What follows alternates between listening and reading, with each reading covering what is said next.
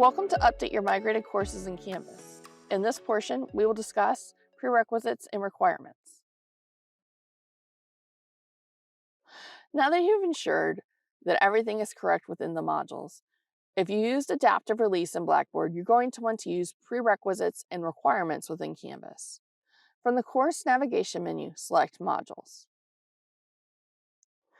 Locate the module or modules that you want to add requirements to. So for example, Week 2 module. To the far right, click the Edit button, and then select, as needed, Lock and Dill, which will lock the module until a specific date. And then you're going to want to add requirements. You can add the requirements as you like to your modules. You can make it so students must complete specific requirements to have marked the module as done. So for example, for the Week 2 module, maybe we want them to view the item,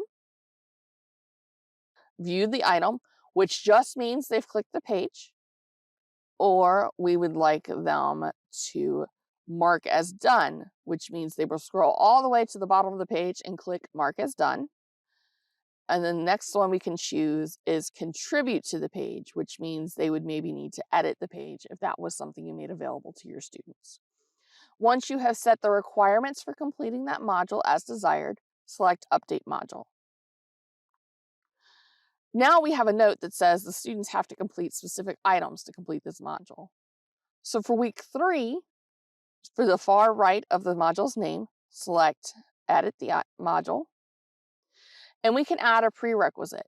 And we could say they have to complete the Week 2 module that we just set the requirements to.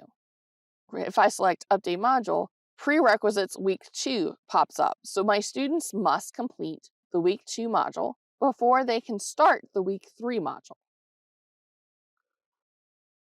You can set this for as many modules as you'd like within the course. However, it is important to note and review how this looks within Student View. On the top right, select Student View.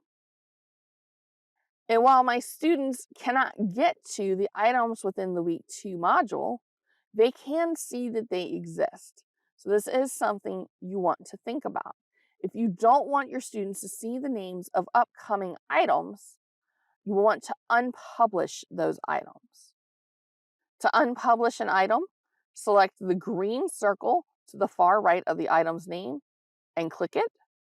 And we now have the circle with the slash through it, showing it as unpublished.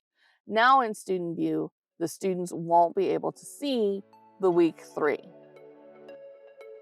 Thank you for watching. For more information, please visit clt.odu.edu.